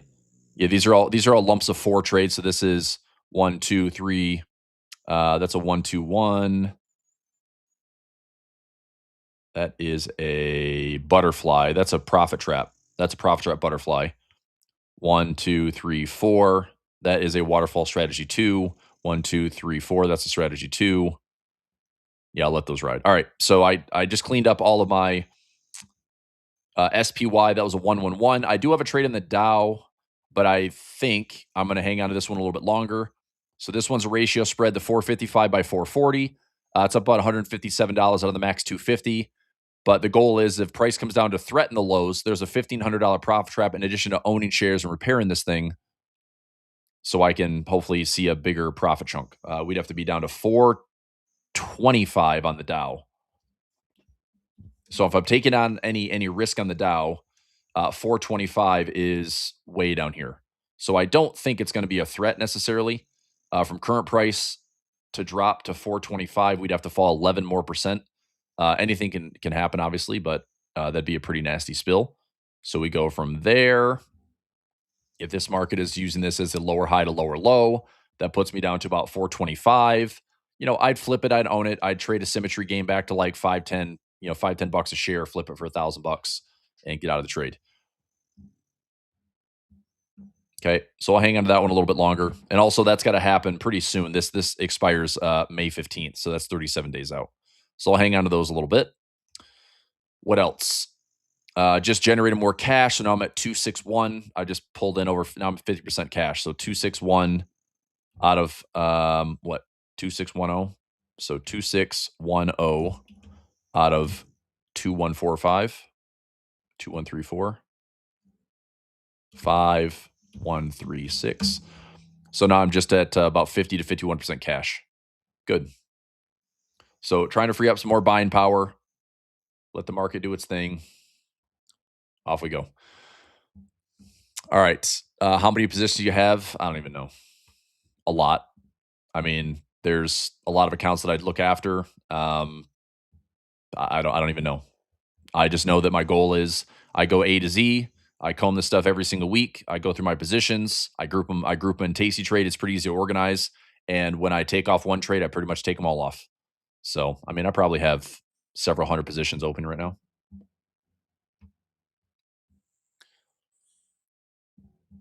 Okay. Do I trade forex? Yes, I still trade forex. Forex is probably best for my afternoon sessions. I mean, I can take a look here, like dollar index. I saw somebody ask about dollar index. We're dropping, and I've said this all year. Dollar index to me is just a big range trade. So everyone's been talking about the death of the dollar. It's like, well, I've heard that since like 2005. Make this a little bit bigger. So we have key support down here. We have key resistance up here. The dollar's a range trade. Okay.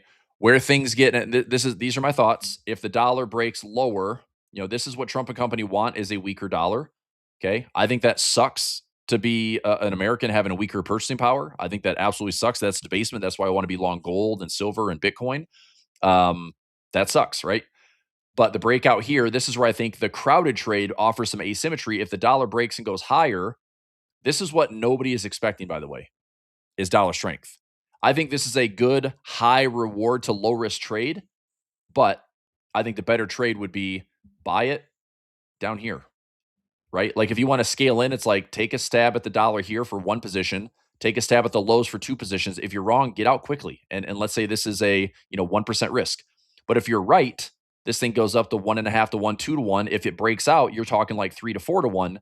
I think that's a much more probable trade with a crowded short position to see the dollar actually rally. The problem is this is risk off if the dollar gets stronger, and it's risk on. I'm sorry, that's backwards. No, that's all right. So risk off if the dollar gets stronger, and it's risk on if the dollar gets weaker. So I think that the pressure is if the dollar gets stronger, equities are under a lot of pressure. If the dollar gets weaker, the markets are going to love it, own assets. Even though you're losing purchasing power and your dollar's getting debased, you still have risk assets like, the S&P's higher. But truthfully, I think the market's going to stay range bound until it's not. So if you really care about this stuff, buy low and sell high. Sell high and buy low and pay attention to the range. That to me is where the dollar's going. You know, it's just a big support resistance area. Let's talk oil really quickly. Where is oil? We're at 95. That Gartley pattern is playing out really nicely. One thing to watch, I mean, just on the technical side, we had such a fast drop in oil here. Look what's happening. We're bouncing right back at the 200-day moving average. There's a low. There's a low. Is this a higher low? Maybe. Right? Is this a structure pattern that oil's trying to set up a lower high? Maybe. Maybe oil does end up coming back down. But I still think there's going to be something reflexive in that to eat into this recent inefficiency because it dropped so far so fast. Okay. But keep an eye on your energy stuff. This is why I was taking profit. Look at these.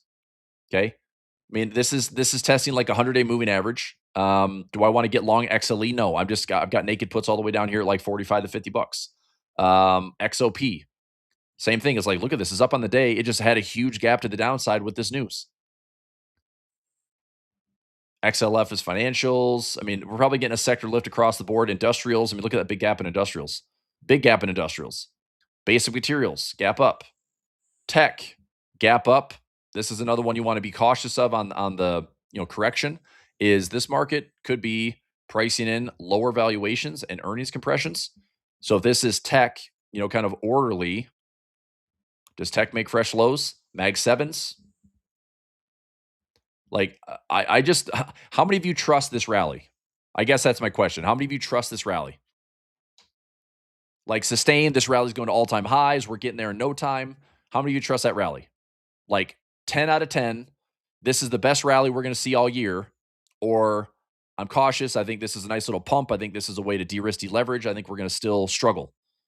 2026 has been a wild and crazy market, right? Lots of highs, lots of lows, lots of defense. We're making, engineered options, for example, 12 out of 13 weeks, 12 out of 13 like trades we've taken as a group, we've won because we've been playing defense.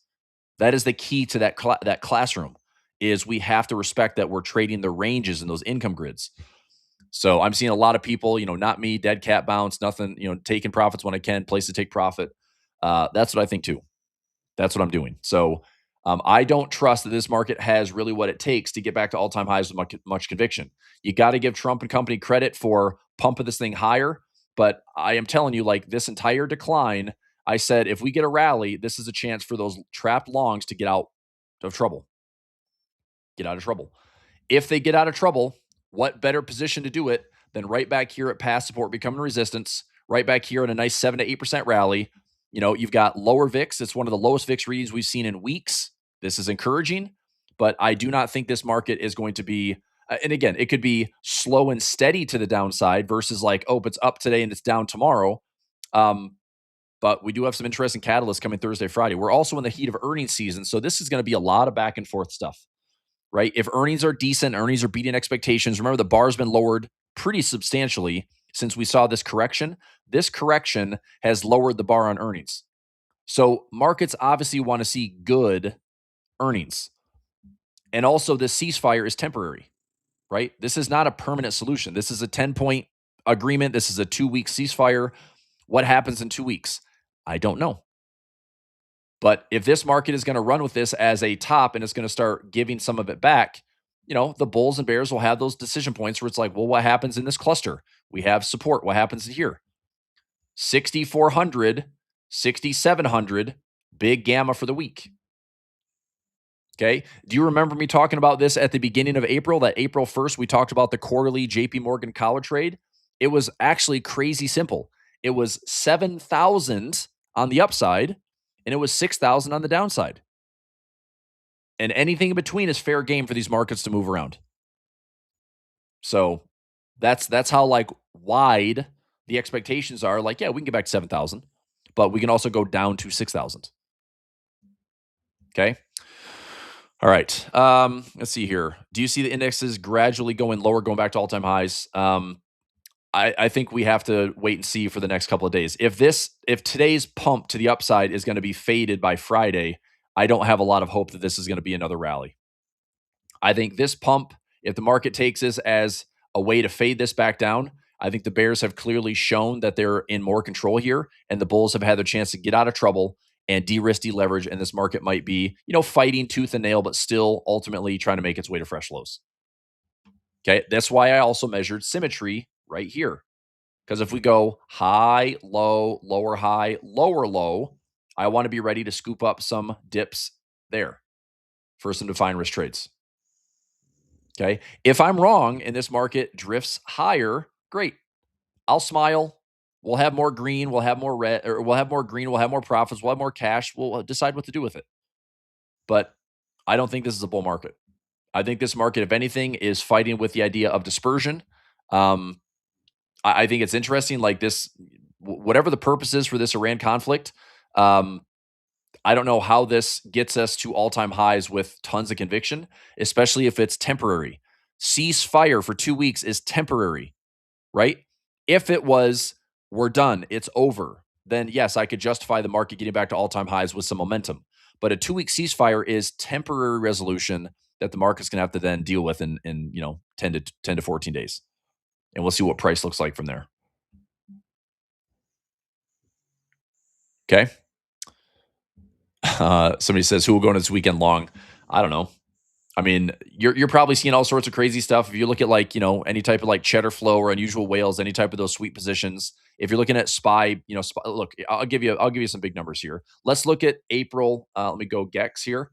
Let's go to the monthly April. So April 17th is the monthly. Okay. Let's go out to monthly SPX. Let's see where the big levels are at. Notice how there's pretty much nothing above 6,800. Nothing. Above 68, it is minimal positioning. Okay. But there is 6,500 down here. Okay. There's 6,400 down here. And then there's this big 6,000 JP Morgan collar trade. Is that the magnetic pull? I don't know. Right. Is that the magnetic pull? Maybe. Right. But that's also where hedge flows will position as far as market maker go. I think the market bounces aggressively off of 6,000 to the upside. I think we have a reflexive rally from there. But this market's probably going to be pinned and trapped between about 7,000 on the upside and 6,000 on the downside. That's a lot of space to watch the market go back and forth. This is why the nice part is for daily profit play is we can just sit here and approach with good plans every single day. Let's try to make some bucks every single day. Right? So AGD says we're in a bear market. No, we're not necessarily in anything. I think this is a dispersion market. I think this is the market's way of trying to get rid of the bad and keep the good. But I think that the amount of disruption that's going to happen to the next 1 to 3 years, 1 to 3 years, 1 to 5 years, I don't think anybody with high conviction can tell me what the best performing stock is going to be in the next 5 years. Nobody. I think if we're lucky, we're still at all-time highs in the next 3 to 5 years. But I think that all-time high is probably going to be dealt with some type of 15, 20+% correction before we get it. I think, and that's what 2026 is going to be very interesting. Is like Trump with midterms can't really afford to let the market go down more than it already has. This little organized dispersion trade and him jawboning and talking up this stuff, if he lets this slip to fresh lows again and we all of a sudden face a 15% correction, I don't know how you can jawbone your way through a 15 to 20% correction and get this market back to all-time highs. So I think he's just, basically sealing his fate in midterms if we are sitting with a wealth effect of 10, 15, 20% drawdowns and going into midterms with limited, bragging rights on the scorecard. Stock market is a scorecard piece, right? And does it feel like the bottom of the K is getting helped? I mean, you give people what? You give people help on their taxes for the big, beautiful bill. You send out, the proposal for a $1,000 to $1,500 check. Like, the fuck does that cover? Covers mortgages for a month, partial mortgages. That doesn't give everybody a month expenses. That you're not going to help that many people. It's a good effort, but who pays for that? Right? We sent checks in 2020 and what happened? The world went nuts and we went to hyperinflation mode. So I just think this kitchen sink approach is going to be insane. It's going to be a wild market, but it's not a bear market. It's not a bull market. I think this is a dispersion trade that you have to navigate, which is why I am raising capital and cash to have dry powder. I'm keeping a lot of my strikes out of the way. Okay. I built this workspace for some of my clients here. This is some of my positions that I have. So, the SPY trade, let's go down to, SPY. So my exposure is if price comes below this level, I'm willing to own some shares. If price comes all the way down here, I'm willing to own some shares. That's it. If I come down to The Qs. Where are my Qs at? Or the Dow, the Dow. Okay, this is the one that I just talked about. If we're down below 440, my ownership price is 425. I'm gladly going to own some shares there. That would be just an easy repair trade. 425. Market will be down over 15.5%. I'll repair it for maybe $5 to $10 a share. Grab 500,000 bucks. Don't own it very long. If I'm going to own the Dow, I'm owning it way down here below April 2025 lows. Okay, I know one off the top of my head is American Express. My threat level is all the way down here to 150. The probability of profit is very, very high. The chance of this thing falling 50 to 60% is very low. MasterCard is the other one. Okay, same thing down here. The risk for me is prices have to drop to 290. It's all the way up to 509. It's like we have to have a awful bear market for me to really take on any real risk, but it's the volatility risk that I have right now. As the probability cones widen, okay, yes, I have some potential risk with open naked put positions, but they are so far out of the money. The probability of profit is 95% or better. And as long as this is the expected move, let's say this is the expected move in black, but let's say that the actual is this, right? What does that mean for my positions? What does that mean for my positions? It means I make money because I'm selling premium further out than what the market's actually capable of moving. So expected is greater than actual, which means I can make money. Implied is greater than realized, I can make money. That's where a lot of my positions are right now. Okay. All right. And through all this, yes, we have to navigate oil. So, oil, I mean, one thing we've got to be very thankful of, but also aware of is everyone was so worried about inflation in 2022. Guess where oil was? We had the oil shock in 2022 at what? 120 bucks a barrel, right? This was 2022. We had COVID. We had the crazy recovery when oil was essentially negative and it went all the way back up to $130 a barrel. Okay. While inflation was going from 9% down to 3%, oil went from 130 back down here to this range. Okay. What's nerve wracking about right now is now the inflation genie is out of the bottle. And so for us to jawbone oil and jawbone inflation and say, oh, it's transitory, this is a one time shock. Do you know how much damage has been done to this infrastructure to pump oil and provide all the ample supply? Like we have disrupted the entire global supply chain. That cannot be easy to fix. And assuming that oil is going to go back to $70, I think is crazy. Do I think it's going to $200 a barrel? I don't think so. Not without a ton of problems. I mean, we will look oil. If oil goes to $150 or higher, I don't know how we're not going to have a recession. I think it's going to be impossible to not have a recession. And it might be like a full-blown crisis. So, I mean, clearly there's a pain point around the 120 handle. And we'll see if it's just going to be, maybe it stays between about $80 and $100, $80, $120. And it's just a big, ugly, volatile range. Look what it did here. It spiked, it pulled back, and it came right back to the highs and failed, and it worked its way down. It took time. But oil is definitely a factor that is going to matter. And what's I don't want to keep it so simple, but if we're greater than $100 in oil, it's going to be constant pressure in the equities market. If we're less than, I'd say 90 or less than 80, maybe things improve. But I don't think we're coming back down to like 60, 50, 40 anytime soon. Okay. I think we might stay here elevated, figure out how this is all going to work with supply and demand. And ultimately, the world is going to be forced to move away from oil. I mean, if it gets too expensive and it's going to drive everything up in price, we have to move away from it. And I think that's what's going to be hard, is it's in everything. Okay.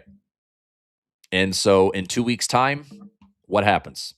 The ceasefire lifts. Is there more attacks? Are there more flare-ups? Very possible. So we are seeing basically a short-term relief rally on a ceasefire. The market got all excited. I think this is a way just to get out of crappy positions and get out of exposure, de-risk, de-leverage, and we will see how the rest of this market treats this week. Today FOMC, we'll see if there's any direction. Okay. But look at where we're bouncing. We came right up to past support that could become resistance. And right now it's starting to show signs of fading. Do I want to fade this move? Not really. I don't want to fade it, but I also don't think it's a terrible idea to fade it.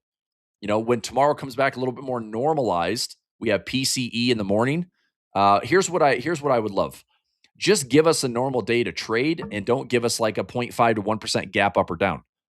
That's what's really difficult trading daily profitably. When it does happen, like today, the market was up 2.7% and had zero follow through, right? So was it follow through to the downside? Not really. It's right back where we opened. Did it follow the upside? No. We're still inside the same 5-minute candle when we opened. So that's not easy to trade, right? Especially out of the money call spreads and out of the money put spreads. And right now for the day, we have FOMC minutes this afternoon, but right now for the day, it is essentially a stalemate. 33% puts, 30% calls. There's nothing happening here. If this is an opening range breakout, okay, maybe the market wants to leak a little bit lower. It's still a positive day, right? Still a positive day. Would I bet the farm on like, oh, I'll sell something above the 60? I mean, I don't know. Maybe the market finishes at fresh lows. I don't know. But here's what I will say. We're right back where we opened. I'd like to think, and I'll try to find a trade this morning, but it's what, an hour and a half into the market. I mean, I'm not going to force anything, but let's go SPX. Maybe throwing out like a reasonable broken wing butterfly today. So that initially was looking at like the reverse iron condor. Right now trading for about 620. That's not bad. If it stays below 67.60, great. If it gets above, yeah, it's a big difference there. So a 25 dead zone, that's not bad. You're risking 385 to make $1.15. We just need price to either, stay lower or move back above 67.85. If I wanted to go bear call spreads right now, I mean, 6,800, where do we open up? Where was the high today? High around 90. It's like we're right above the high. You're selling like right above the high to say like prices can't go higher. I think it can. So I don't know. I'm going to keep the trade as is. I'm just going to keep that $1.50 pending order. Where's it at? Right here. I mean, it's trading for 5 cents. The most I could have made this morning was about 30 cents on my trade. So I just, the expected move box was way too high with a gap adjustment and it's way too low on the puts. Everything was super, super low delta. I'm not going to take on the risk unless price goes somewhere today. So that's all I'm doing. I don't want, I just, at this point, 11 o'clock in the morning, I'm not going to force a trade. We'll see what the rest of the day looks like. And then tomorrow's a new day. I'm hoping that we don't have another wild gap to the downside. We have news tomorrow. We have PCE in the morning. So let's see what the market does, or if it cares, or if it's CPI on Friday. We'll find out.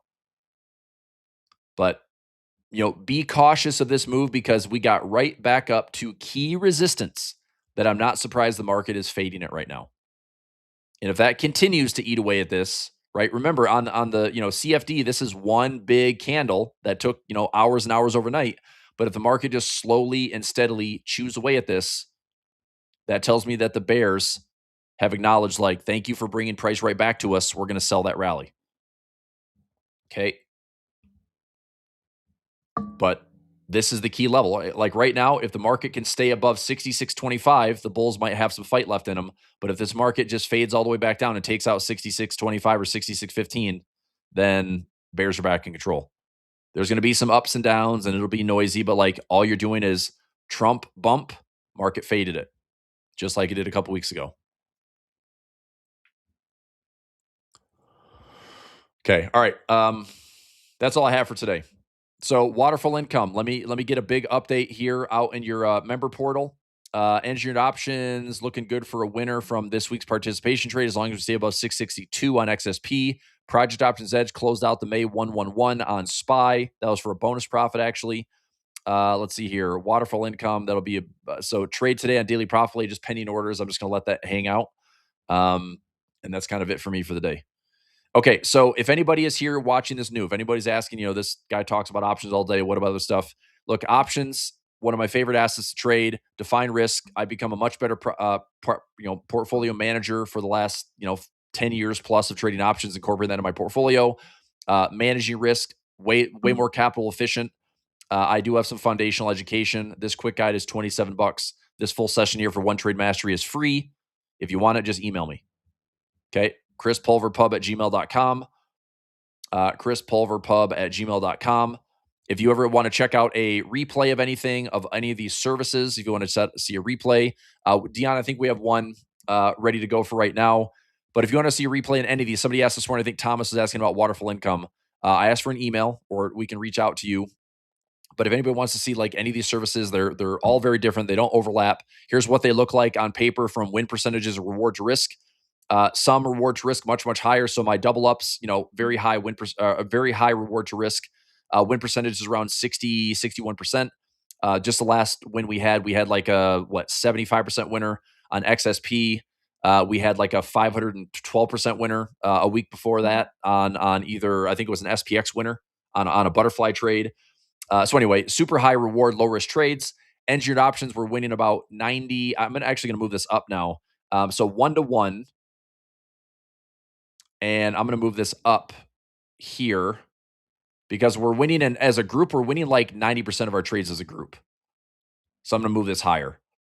So we have about a 1-to-1. So move that. I don't want to overlap these too much, but we're winning about 91 to 90% of our group trades. So net, we're making money. And we have a 1-to-1 reward to risk. So my win percentage is high. My reward to risk is adequate. And I'm giving myself that slight edge over 50% because we do build some profit trades in that can have a higher win than risk.